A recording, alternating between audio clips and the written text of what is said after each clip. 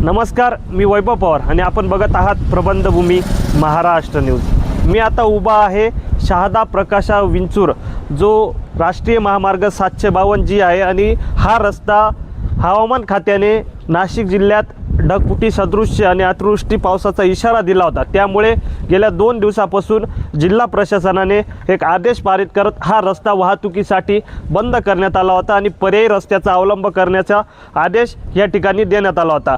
जवळपास 7 तारखेपासून हा रस्ता वाहतुकीसाठी बंद करण्यात आला होता। रात्री 8 जुलै 12 वाजेपासून हा रस्ता खुला करण्याचा आदेश या ठिकाणी देण्यात आले होते। मात्र तत्पूर्वीच हा रस्ता या ठिकाणी खुला करण्यात आला आहे।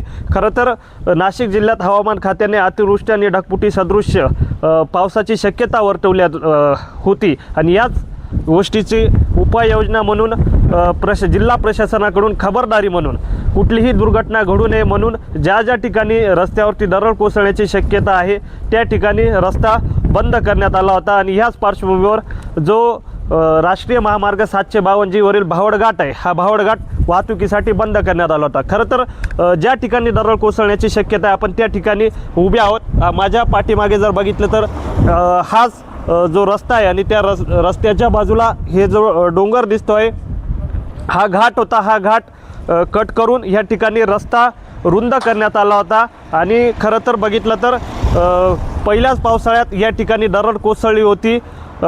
खरं तर त्यावेळेस कुठलीही सुदैवाने जीवितहानी आणि वित्तहानी झाली नसली म्हणून प्रशासनाने तात्काळ या ठिकाणी उपाययोजना म्हणून तिकडचा रस्ता हा बॅरिकेटिंग करून पूर्णतः बंद केलेला आहे आणि त्या ठिकाणी आपण जर बघितलं तर दरड कोसळण्याची शक्यता या ठिकाणी दाट आहे म्हणून हा रस्ता वाहतुकीसाठी गेल्या 2 दिवसापासून बंद होता। आता पुन्हा एकदा या रस्त्यावरून वाहतूक पूर्ववत सुरू झाली आहे। मात्र प्रशासनाकडून अधिकृत वाहतूक सुरू झाल्यासंदर्भात कुठल्याही या ठिकाणी सूचना प्राप्त झालेल्या नाहीत। मात्र ज्या ठिकाणी या रस्त्यावर बॅरिकेडिंग करून वाहतूक अडवण्यात आली होती त्या ठिकाणी काढून घेण्यात आलं आहे आणि या ठिकाणाहून आता पुन्हा एकदा वाहतूक सुरू झालेली आहे। खरं तर हा जो डोंगर आहे ह्या डोंगरावरची जे लूज मटेरियल आहे दगडांचं हे पावसाच्या पाण्यामुळे त्या ठिकाणी लूज झाल्यामुळे या ठिकाणी रस्त्यावरती पडण्याची दाट शक्यता आहे आणि तशा घटना देखील 2-3 वेळा या ठिकाणी दरड कोसळून घडलेल्या आहेत। या संदर्भात कायमस्वरूपी उपाययोजना होणं फार महत्त्वाचं आहे।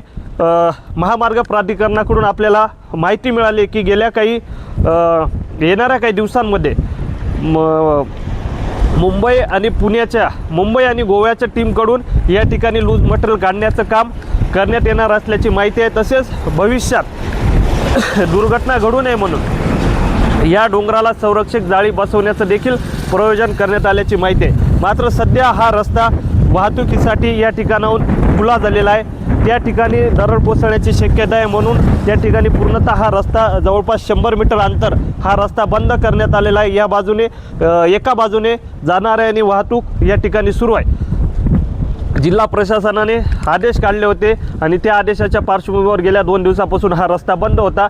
नाशिक जिल्ह्यात ढगफुटी सदृश्य पावसाचं संकट टळलं आणि पुन्हा एकदा या ठिकाणाहून जी वाहतूक बंद करण्यात आली होती ती आता पूर्ववत सुरू झालेली आहे। प्रबंधभूमी महाराष्ट्र न्यूजसाठी सोपान सोनवणेसह मी वैभव पवार, भावडबारी, देवळा।